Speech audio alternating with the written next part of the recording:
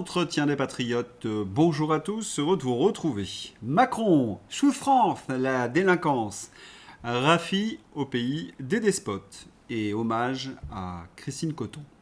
Avant de traiter ces informations, et beaucoup d'autres, vous connaissez la coutume sur cette chaîne, je commence toujours mon entretien par remercier ceux qui m'ont permis justement de le produire, car ils m'ont financé à l'aide des merci rémunérateurs. Et aujourd'hui sont à l'honneur des fidèles parmi les fidèles, Sophie Bray, ma chère Yvette Poré, Philippe Bohen, Marie et Patrick. Merci à eux du fond du cœur. Et puis je tenais à vous remercier pour votre soutien incroyable. Oui, il faut aider la réinformation en ces temps de menaces sur la liberté d'expression. Alors comment faire? Eh bien c'est simple, il suffit de lever le petit pouce, écrire de gentils messages, diffuser sur d'autres réseaux sociaux et puis surtout, n'oubliez pas d'activer votre cloche notification. Merci à tous. Retour sur les événements du 31 mai. Tout était sous contrôle, selon le ministre de l'Intérieur. Un bobard que j'ai débunké hier. Non, le bilan abominable. Mais il n'est que provisoire, car la presse régionale nous apporte chaque jour une vision de la catastrophe. Magasins pillés, pompiers caillassés et SAMU social attaqués.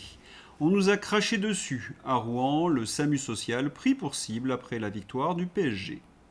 Ce qui a surpris les journalistes de la presse étrangère, c'est que les émeutiers ont semblé prendre possession de la France entière, avec parfois des nouvelles ubuesques. Seine-et-Marne, 200 personnes forcent l'entrée d'une piscine pour un bain de minuit sauvage après la victoire du PSG. Elles étaient où les autorités? Où étaient-ils d'ailleurs les ministres? Ah, les ministres morts de trouille, ils se tairaient. Les ministres ont reçu pour consigne de se confiner chez eux samedi soir lors de la finale de la Ligue des Champions. Le ministère de l'Intérieur craignait qu'ils ne se retrouvent au cœur d'éventuels affrontements. C'est clair, non? Il y a eu un couvre-feu officieux. Et d'ailleurs, tous les gens sensés l'ont appliqué, la très grande majorité des Français. Est-ce un point de détail? Non, c'est essentiel. Tout le monde sait, mais peu en parlent. Il y a beaucoup d'hypocrites en France. Et les pilleurs, les casseurs, les agresseurs qui ont été arrêtés, quel a été leur sort? Célia Barotte donc, 0 case prison. 0 case prison. 0 mandat de dépôt, aucun maintien en détention pour ces individus hier. Ils étaient 13 à être jugés en comparution immédiate. Cet après-midi, rebelote, de nouvelles comparutions. Quelques exemples. Amerka, 18 ans, accusé de transport d'armes et détention d'explosifs. Réquisition 10 mois de prison avec sursis. Peine 10 mois avec sursis et 5 ans d'interdiction de port d'armes. La blague. Hichem S, 20 ans, accusé de vol avec violence, outrage et violence sur policier. Réquisition 8 mois de prison ferme. Peine 10 mois avec sursis et 5 ans d'interdiction du territoire. Quelle blague cette interdiction du territoire. Emmanuel Devilliers. Stupéfiant comme le poudré et lamentable. Samedi soir, 175 policiers et gendarmes blessés, 800 interpellations. Résultat, aucun voyou ne dort en prison. Dans ces entretiens, nous n'arrêtons pas de dénoncer l'attitude de ces juges. Oui, le syndicat de la honte.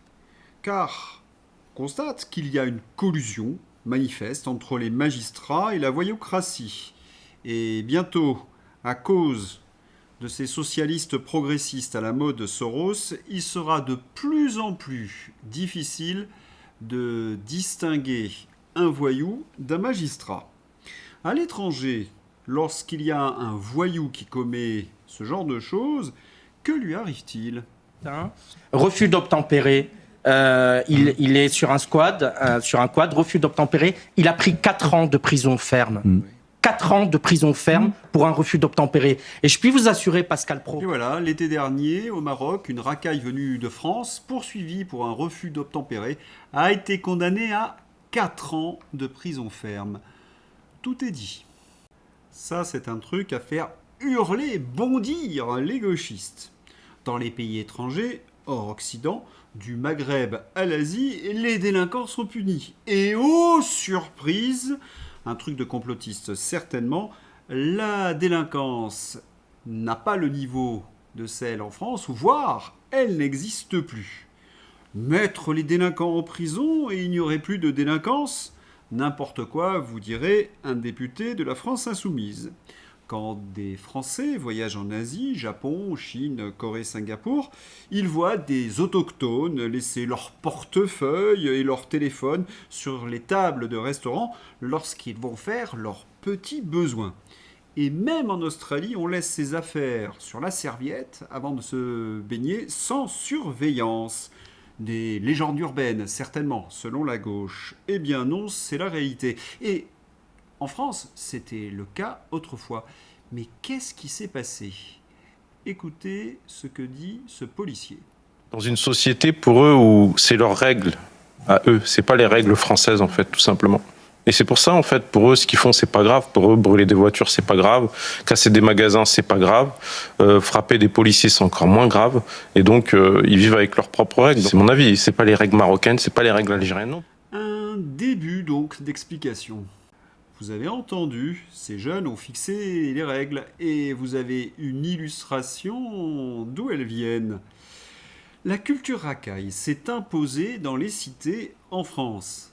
Mais qui a laissé faire? Oh, ce n'est pas seulement laissé faire. Qui a imposé cette culture à ces jeunes? Les autorités françaises, les socialistes en tête. Rappelez-vous ce Jacques Lang qui nous expliquait c'est chier le rap et les tags. Autrement dit, les socialos ont imposé les mœurs des gangs américaines dans nos cités et les jeunes se sont identifiés naturellement puisqu'on les invitait à s'identifier. Regardez ces jeunes, leur uniforme, survêtements, baskets, casquettes, tout cela imité des jeunes américains. La culture, eh bien, c'est le rap, qu'il soit américain ou français d'ailleurs. Le rap français n'est qu'une imitation, une mauvaise imitation du rap américain. Leur art de vivre, l'attitude gangster, leur ennemi, la police, leur business, le trafic de stupéfiants. C'est aussi gros qu'un éléphant dans une pièce. Tout le monde le sait et tout le monde le voit. Bien sûr, il y a d'autres facteurs. Afghanistan, les talibans légalisent le mariage des enfants. La culture d'origine peut évidemment entrer en ligne de compte. C'est multifactoriel, c'est un véritable gloubi-boulga. Mais le facteur dominant, c'est cette culture racaille venue d'outre-Atlantique. Un jeune explique, au micro d'ailleurs de Frontières, faire la fête, c'est tout casser, c'est comme ça. Non, normalement, c'est pas comme ça. Mais son témoignage est net et sans bavure. Je répète un point important, c'est l'éducation nationale qui a été le cheval de Troie de cette culture racaille. Non seulement par son laxisme, elle l'a laissé se développer, mais surtout en faisant croire à ces jeunes qu'ils étaient américains. Oui, les jeunes de cité connaissent mieux Rosa Parks et Martin Luther King que Jeanne d'Arc et Montaigne. Merci aux profs d'anglais, aux professeurs de musique et de français parfois. Et à Grenoble, qui est surpris. En plein centre-ville de Grenoble, les dealers n'hésitent plus à afficher sur les murs des offres d'emploi pour leurs points de deal, en plus des tarifs. Elles y sont depuis plusieurs jours. La ville ne les ont toujours pas effacées. N'oublions pas que la gauche a conservé la ville avec plus de 56% des voix aux dernières municipales. Manifestement, les Grenoblois ont fait leur choix. Source France 2 du 2 juin 2026, le journal télévisé. C'est quand même fou, hein. Ces Grenoblois ont voté pour le narcotrafic et le fanatisme. Il faut dire, il avait le visage, le joli minois de la sœur de François Ruffin, 56%. C'est peut-être le point le plus important pour comprendre ce qui se passe en France, le clientélisme. Un schéma qui vous explique tout. La gauche, eh oui, les fonctionnaires, les syndicats, mais surtout les associations. Il faut imaginer les milliards qui sont donnés à ces associations. Autrement dit, vous avez des Français qui vivent et profitent de la délinquance, c'est-à-dire du malheur et du désespoir des autres. Mais puisqu'on a adopté en France la culture gangster, on a eu en cadeau bonus le progressisme US. Oui, en ce moment, tout ce qui vient des USA pue. J'ai parlé de la France, mais également l'Angleterre, Elon Musk. Mais que s'est-il passé? Une histoire atroce, à peine croyable, mais tellement symptomatique de nos sociétés occidentales. Tout y est. Reprenons les événements. Des images de la caméra piégée ont été publiées montrant Henri Novak implorant une ambulance avant d'être menotté dans le dos. Il vient d'être poignardé. Henri Novak est mort, accusé de racisme par son agresseur, alors que c'était certainement lui qui en était victime. Ce meurtre est une atroce allégorie de ce que nous vivons à une échelle bien plus grande. Les images de sa mort sont insoupçonnables. À Southampton, les Anglais qui se révoltent après la mort du jeune Henri Novak, tué par un homme de la communauté sikh, sont réprimés par les forces de l'ordre. Non contente d'avoir maltraité Henri Novak pendant son agonie, voire d'avoir contribué à sa mort, la police britannique brutalise ceux qui manifestent contre ce scandale. Le Royaume-Uni réussit l'exploit d'être encore plus orwellien que la France. Normal, ils ont adopté la culture woke outre-Atlantique. J'ai une petite pensée à tous ceux qui vont voter pour Mélenchon. Cauchemar britannique sans fin, le père d'Henri, Mark Nowak, a déclaré qu'il ne cessait de repenser à son fils, ce qu'il avait dû ressentir lorsqu'on lui a passé les menottes. Un sikh le poignarde, il meurt et la police le menotte parce qu'il a menti en l'accusant de racisme. Mais il y a quelque chose de pire, oui, c'est possible dans cette histoire. Gabrielle Cluzel. L'une de ces lames dont le port est autorisé en Angleterre pour des raisons culturelles. Et c'est là le premier traitement à deux vitesses. C'est que les Anglais qui, ordinaires, n'ont pas le droit de se balader avec une arme. Mais là, oui, c'est une dérogation née de l'idéologie multiculturelle, dérogation qui a tué un innocent. C'est ça le progressisme, c'est une société d'apartheid où en fonction de ses origines, on n'a plus tout à fait les mêmes droits. Ah, ça y est, j'entends des voix qui me disent « Oui, mais c'est l'Angleterre !» Mais vous aviez piscine la nuit du 31 mai au 1er juin ? Et cette affaire ? Au lycée Jean Renoir de Bondy, une CPE a été suspendue après avoir alerté sur des pressions exercées contre des jeunes filles blanches accusées par un groupe d'élèves d'origine africaine d'être responsables de l'esclavage en raison de leur couleur de peau.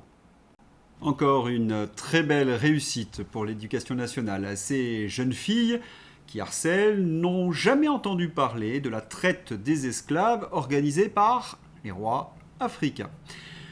International. Tu es complètement cinglé. Tu serais en prison si ce n'était pas pour moi. Je sauve ton derrière. Tout le monde te déteste maintenant. Tout le monde déteste Israël à cause de ça. C'est ce qu'un responsable américain raconte à Axios. Le président Trump s'est déchaîné contre le Premier ministre israélien Netanyahou lors d'un appel téléphonique houleux concernant les actions militaires d'Israël au Liban. Il faut rappeler qu'elles ont été condamnées presque unanimement par la communauté internationale. Trump était apparemment furieux que les initiatives d'Israël risquent de faire capoter les efforts diplomatiques américains dans la région, demandant à un moment donné à Netanyahou « Mais qu'est-ce que tu fous en fait ?» De nombreuses sources, américaines ou arabes, expliquent que Trump-Rubio essaie d'obtenir un accord de paix avec l'Iran, mais en impliquant tous les pays arabes de la région. Mais l'offensive d'Israël au Liban et son cortège de crimes épouvantables bloquent tous les efforts de paix américains. C'est une affaire à suivre. Rafi, Glu-Glu. Ah, il est trop fort. Il faut lui retirer le micro. Rafa Glu-Glu accuse une chroniqueuse de CNews d'être une agente russe au service du Kremlin.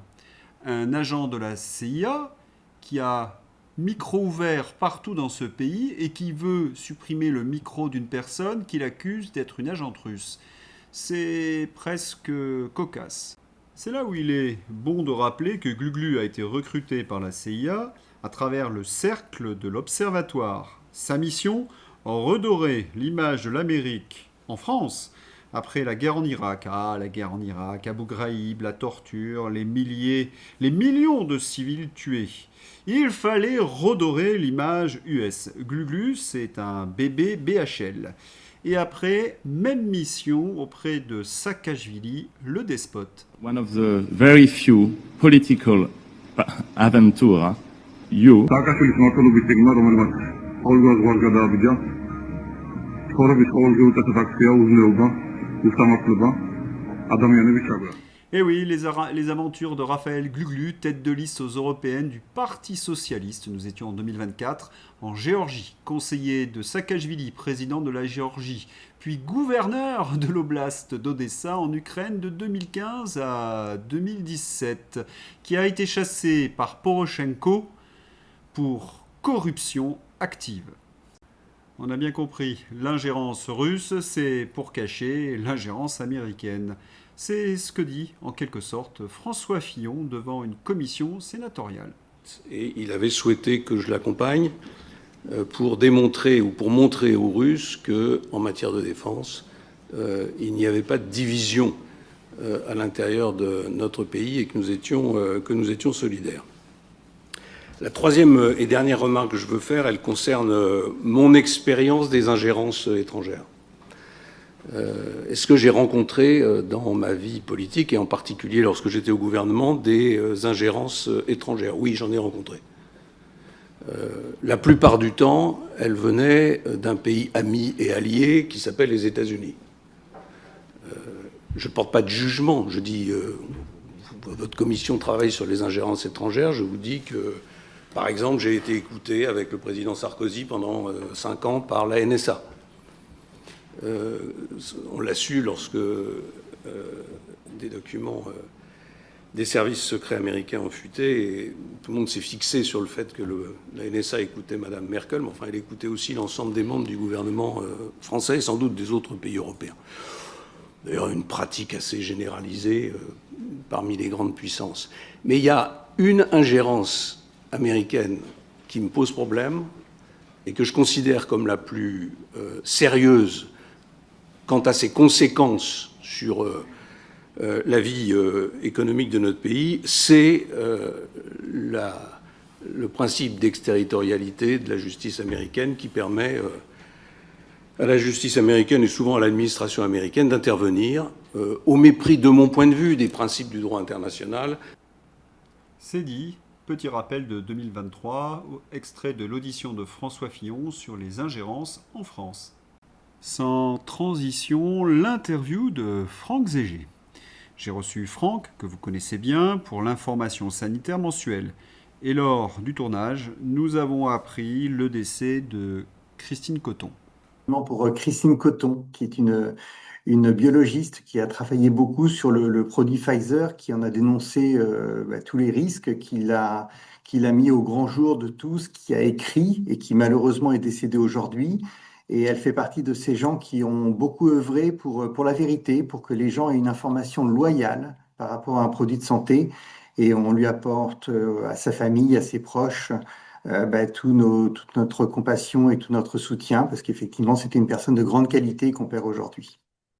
Pour mesurer le travail et l'apport de Christine Coton, quelques extraits d'un de ses interviews. Des calculs sur des milliers de lignes, ça tourne en quelques secondes, même pas, dizaines de secondes. Donc, ça m'a permis de calculer le délai entre le décès et la vaccination. Okay. C'est là que j'ai trouvé ça très inquiétant. C'est quoi? C'est qu'il y avait plus de 60% des gens qui étaient décédés qui mouraient dans les 21 jours après le vaccin.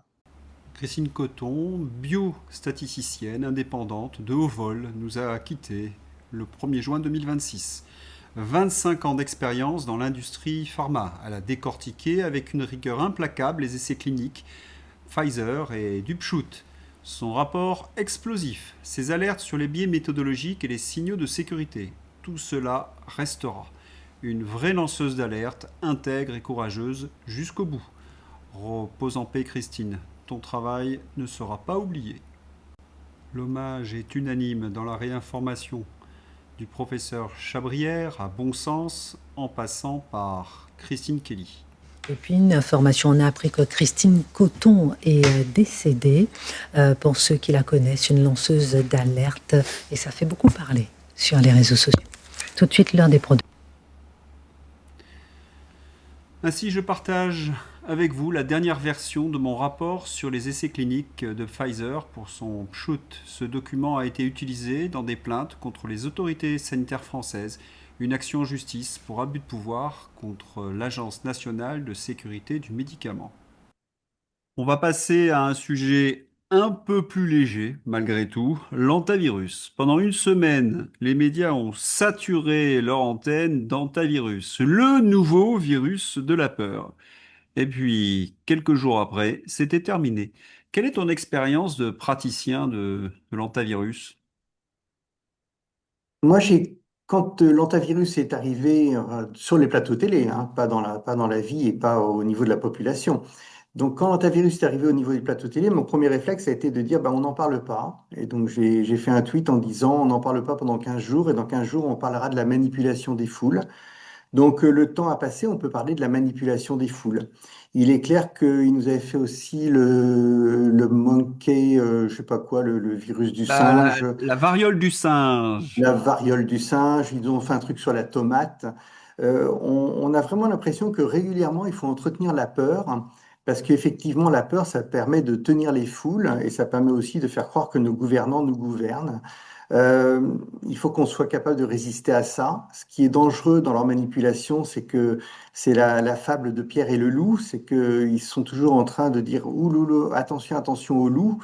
Plus personne ne les croit, plus personne ne les écoute. Moi, ce qui m'embête, c'est que le jour où il y aura vraiment besoin, ces gens-là ne seront pas capables de nous diriger parce qu'ils n'ont plus aucune crédibilité. Et ça, c'est embêtant en termes de santé publique. Et on a eu une séquence hallucinante de la part de Patrick Cohen, qui nous a expliqué que si il y avait eu manipulation, elle était due essentiellement aux complotistes anti-vax qui avaient agité les peurs, c'est-à-dire une inversion accusatoire hallucinante. Donc, ce Comment tu sont l'as vécu? ceux qui n'ont pas été invités sur les plateaux télé, ceux qui n'ont pas eu le droit à la parole, étaient ceux qui agitaient les peurs. Ils nous donnent une capacité de faire peur extraordinaire, mais qu'on nous donne accès au plateau télé, qu'on explique effectivement notre point de vue, et on verra qui joue avec les peurs et qui cherche à rassurer la population. Oui, d'autant plus que nos tweets allaient tous dans le même sens, qu'il n'y avait pas de danger de cet antivirus, puisqu'on s'appuyait, qui plus est, sur en fait, tout ce qui était envoyé par l'OMS. Donc, Ben, c'est surtout que ça en plus le l'antivirus, paradoxe, c'est-à-dire c'est les ouais. recommandations de l'OMS qui nous expliquaient qu'il n'y avait pas de danger, mais sur les plateaux de télévision, ils essayaient malgré tout de manipuler les foules. C'est un Et paradoxe. l'antivirus, c'est quelques personnes contaminées sur une croisière pour personnes âgées, il faut dire ce qu'il y a du côté de l'Argentine. Euh, Avec des trucs hallucinants, c'est qu'on a tous les médecins de plateau télé qui débarquent sur le plateau télé, mais pendant ce temps-là, il y a un rapport du Sénat qui dit que les mauvais soins dans les hôpitaux, les mauvais diagnostics, les mauvais traitements sont responsables de 4000 morts par an dans les hôpitaux en France, 4000 morts par an. Et donc on te parle de, je ne sais même pas s'il y a eu un mort, parce qu'il y a une personne qui était en réanimation, on ne sait pas ce qu'elle est devenue. Non, mais Donc il n'y a pour pas eu de mort quelqu'un, en France, hein. C'est zéro voilà, mort. donc zéro mort, ils sont tous à la télé en train de nous parler de l'antivirus, 4000 morts par an dans les hôpitaux, là il n'y a personne, hein. Alors que aujourd'hui, il faut quand même réaliser que vous êtes plus en danger en allant à l'hôpital français que de prendre votre voiture. Il y a plus de morts dans les hôpitaux par mauvais soins que par accident de la voie publique. La sécurité routière fait mieux le boulot que la sécurité hospitalière. Alors l'antivirus, ok, c'est bien, ça fait vendre, ça fait que tous les plateaux télé se retrouvent au petit four dans les différentes rédactions, mais le problème des Français, il n'est pas là. C'est l'accès aux soins, 4000 morts par an plus que la sécurité routière. C'est ça qui devrait faire aller sur les plateaux télé. Nous, on est prêts à y aller sur les plateaux télé pour parler de ça, hein. Moi, je suis le représentant pour la santé du mouvement politique citoyen. On a un programme santé. Les 4000 morts, ils nous intéressent. On a des choses à proposer. Mais ça les intéresse pas, eux. Oui, et puis agiter la peur de l'antivirus permet, dans un second temps, de ne pas parler justement de leur responsabilité dans le désastre de l'hôpital. C'est toujours un Totalement. peu comme cela que ça fonctionne. Soyons clairs, hein, tout l'argent perdu, parce qu'il a été perdu dans des tests lors du Covid, des tests, on testait une population non malade, hein, ça s'est jamais fait. Vous n'êtes pas malade, c'était du docteur Knock, hein. Tout patient était un malade qui s'ignore. Donc on te teste, t'es pas malade, ah ben si, t'es malade. Donc on a dépensé un pognon de dingue, on a évidemment coulé le pays avec les confinements et l'arrêt de l'activité économique du pays. Les contrats Pfizer montrent qu'on a effectivement dépensé des sommes folles pour des vaccins qui n'avaient aucune preuve d'efficacité, pour lequel le fabricant se dégageait de toute responsabilité pour les effets indésirables. Qui peut croire que tout cet argent ne nous manque pas? Aujourd'hui, on a besoin de cet argent pour faire fonctionner nos hôpitaux, pour faire fonctionner notre système de soins, mais il n'y en a plus. Il a été dilapidé. Certains y ont trouvé leur compte, hein, rassurez-vous. Mais cet argent nous manque. Et aujourd'hui, notre vrai problème de santé, c'est pas l'antivirus, c'est 4000 morts par an, faute de soins de qualité dans nos hôpitaux. C'est dramatique. Et il ne faut pas oublier que les directives européennes ont obligé les hôpitaux français à fermer des lits. Et en plus, Complètement. on a une capacité d'accueil qui s'est fortement réduite. Bah oui, puisqu'en plus, on a perdu beaucoup de soignants. Ce qu'on fait subir aux soignants actuellement, moi qui les fréquente tous les jours, c'est insupportable. Des salaires qui n'ont aucune augmentation depuis des années, et des conditions de travail de plus en plus compliquées, avec une violence, une agressivité, parce que le citoyen qui paye, il est évidemment mécontent du système, et le professionnel en face, vous croyez qu'il est content de la situation? Évidemment non. Mais tout ça, c'est des choix politiques. Alors, si en plus vous rajoutez que ces mêmes Gugus ont fait qu'effectivement, ils ont mis à la porte des gens qui voulaient pas être vaccinés, donc on s'est privé de professionnels de santé pour ça, et qu'en plus, ils continuent, parce que la HAS a réussi à faire un rapport, un pré-rapport qui va arriver sur l'obligation vaccinale des professionnels de santé en EHPAD, alors qu'ils n'ont aucune étude qui montre que ça serve à quelque chose, et alors que majoritairement, le groupe de travail était contre. Sauf sur un point, on va obliger les professionnels de santé en EHPAD à se vacciner. Moi, j'ai demandé aux aides-soignants qui travaillent ici, hein, 50% le refuseront et partiront. Je fais comment, moi? Qui va s'occuper des petits vieux? Je voulais me dire, actuellement, vu ce que je vois, c'est pas vraiment le sujet, parce qu'aujourd'hui, on a des morts accélérées, on va dire ça comme ça. C'est-à-dire que, dernier cas dans mon établissement, une dame pas très vieille, hein, qui a fait une infection pulmonaire dans la nuit. Le SAMU arrive, on ne soigne plus l'infection pulmonaire. On voit la dame, on dit ah bah, elle n'est pas en bel état, elle n'a pas une belle qualité de vie, et on lui fait son bolus de morphine, elle meurt 6 heures après. Oui, C'est ça la solution, c'est-à-dire que on ne soigne plus les gens, on les tue, on va régler le problème de la Sécu, c'est clair. voilà, c'est la mise en place de cette loi scélérate de la fin de vie et pour des raisons budgétaires, d'économie, il y a des décisions qui sont prises absolument atroces. Je voudrais revenir quand même sur le Covid. Est-ce que toi, en tant que praticien, tu as eu des évaluations des politiques qui ont été menées? Parce qu'on est quand même en 2026, on devrait avoir des informations à ce sujet. Des retours d'expérience. Alors moi, à mon niveau, je l'ai fait localement, hein, donc parce qu'effectivement, ben, c'est normal quand on prend des mesures, on regarde ce qu'il en est. Au niveau de l'État, il n'y a aucun retour d'expérience. Personne ne peut dire que le confinement est servi à quelque chose, combien ça a coûté. Souvenez-vous les couvre-feux. Je ne vous parle pas des attestations pour sortir son chien. Est-ce que ça avait une utilité? Est-ce que ça sera à refaire? On Les n'en sait plages rien. dynamiques, les plages interdites. Voilà, si ça revient demain, est-ce qu'on continue à désinfecter les plages ou pas? C'est une vraie question. Ça serait intéressant de savoir s'il faut continuer à désinfecter les plages. Voilà. Il Est-ce qu'il fallait faut aussi manger son prendre le café debout café. assis? Exactement, une vraie question. Il serait peut-être bon d'avoir. Est-ce qu'on a la réponse? On n'a toujours pas la réponse à cette question déterminante. En cas d'épidémie demain, doit-on boire son café assis ou debout? On veut la réponse. Que fait le gouvernement? Alors c'est intéressant parce que dans les pays comme l'Allemagne ou les États-Unis, il y a eu des commissions sénatoriales, il y a eu des spécialistes qui se sont réunis et on a appris, par exemple, en Allemagne, qu'il n'y avait jamais eu d'épidémie de non-vaccinés, que c'était qu'un élément de langage qui avait été utilisé pour manipuler l'opinion allemande. Aux États-Unis, on nous a expliqué que la distance de sécurité, les masques en extérieur et pas mal de ces recommandations étaient purement et simplement de la charlatanerie, quoi.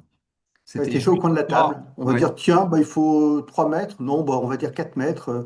Et ça a été fait au pifomètre complet. Aucune scientifique. On a imposé des choses insupportables sans aucun argument scientifique. Donc, évidemment, évaluer ce genre de truc est absolument impossible. Alors qu'on parle de ça, je crois que c'est Attal qui veut lever le secret de la confession. Eh ben, Alors, moi, j'aimerais qu'on lève le secret qui pèse sur les décisions de la Covid. Ça me paraît beaucoup plus important que le secret de la confession. ouais. Alors, sur le secret de la confession, c'est dans mon entretien d'hier. Euh, j'ai donné la parole au frère Paul Adrien et heureusement, cet amendement scélérat n'a pas été voté, il a été retiré. Mais ça donne une idée, c'est-à-dire ce que disait d'ailleurs très bien le frère Paul Adrien, qu'est-ce qu'on fait? On va mettre des micros dans le confessionnal? Les micros, les micros, on les aurait voulu lorsqu'ils faisaient les décisions Covid dans le cadre du secret défense. Et là, on aurait aimé les micros. Mais Voilà. étonnamment, ce secret-là, ils n'envisagent pas de le lever. Mais pourquoi donc? Ah, non, non. Hum, Donc, ce sont ces gens qui ont géré la Covid, qui veulent mettre en place la fin de vie et qui veulent également mettre en place, je ne vais pas dire le GP, je crois que c'est la première lettre de l'alphabet, GP Prout, comme je dis, qui est une nouvelle abomination des progressistes. Toi, en tant on voit que... une... Qu'est-ce que tu en penses, toi, de cette GP Prout, là? Ben, j'en pense qu'il y a une vraie... je vais leur reconnaître une qualité, c'est qu'ils sont constants. Ces gens-là ne respectent pas la vie, ne respectent pas l'humain. Donc, c'est la vaccination sous contrainte, c'est-à-dire que vous n'êtes plus souverain sur votre corps. C'est effectivement la GP Prout où effectivement on loue le ventre d'une femme pour faire un enfant qu'on ne peut pas avoir autrement. C'est effectivement les fins de vie pour des gens à qui on estime que cette vie n'a pas de valeur. Donc on se réunit et puis on dit non, la qualité de vie n'est pas bonne, clac, on arrête. On a une grande continuité dans le non-respect de la vie, le non-respect de l'humain. C'est d'une prétention absolue. Ces gens sont persuadés qu'ils savent mieux que nous, qu'ils savent mieux que la vie. Ils reviennent sur des civilisations entières de respect de la vie qui ont fait que nous sommes ce que nous sommes, des gens grands parce que nous respectons la vie. Et ils nous promettent une société où nous ne serons plus grand-chose puisque, comme je vous le disais dans mon établissement, quelqu'un débarque en pleine nuit, vous connaît pas, estime que votre vie ne vaut pas de qualité et 6 heures après, vous êtes mort. Waouh, ça donne pas envie. Non, oui, c'est une sorte d'anti-humanisme chrétien et les gens qui sont derrière tout ça, ce sont des businessmen, ce sont les multinationales, parce que ce sont des marchés. Ouais. Les films d'anticipation des années 60-70 nous avaient montré ce genre de choses. On se disait non, on n'ira pas jusque-là. Et on y est en plein. Bah, aujourd'hui, la question qui se pose, c'est chacun doit se regarder dans la glace et dire est-ce que ma vie a encore une valeur?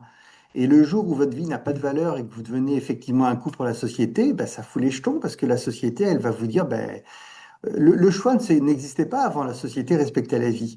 À partir du moment où on rentre dans cette société qui accepte effectivement de mettre fin à une vie inutile, ben, ça fout vraiment les jetons, ça fait peur, hein. Dans l'histoire de l'humanité, c'est arrivé une fois, hein, on sait où ça a mené, hein. Et on va juste évoquer le film Soleil vert Mhm. avec Charlton Heston. Au Canada, il y a certains qui ont prévu justement ces départs dans des circonstances particulières avec musique, film de fleurs, etc. Exactement comme dans Soleil vert. Et on se Ouais. demande même s'ils n'ont pas vu le film, ils se sont dit, tiens, c'est une bonne idée. Il y aurait une solution très simple hein, par rapport à tout ça, c'est qu'on se rend bien compte que Sénat et Assemblée n'arrivent pas à se mettre d'accord et on comprend pourquoi. Mais bon sang de bois, on est en démocratie. Le peuple, un référendum. Et là, on verra que le peuple est beaucoup plus lucide que ses dirigeants, hein. Beaucoup plus Ouais. lucide. Je n'ai aucun doute que s'il y avait un débat sur effectivement la fin de vie, la question serait posée au peuple, on reviendrait sur de l'évidence parce que les gens, dans leur grande majorité, sont des gens qui respectent la vie. Ceux qui ont été pour la fin de vie ont été travaillés par une propagande. On leur a présenté des cas extrêmement compliqués, difficiles, mais rares, qui peuvent être d'ailleurs traités par les soins palliatifs. Mais la réalité de la fin de vie, ça va être la masse, ça va pas être les cas rares. Et c'est ce qu'il faut arriver à faire comprendre aux gens. La fin de vie est une abomination parce que ça va taper particulièrement les gens fragiles et pas forcément malades avec des Non, maladies incurables ou orphelines. C'est pas ça. Et on voit non, très non. bien ce qui se passe dans les pays qui ont adopté la fin de vie. Le cas le plus récent, cette dame, certes, avait une pathologie chronique incurable, mais elle avait une qualité de vie. Elle voyait ça.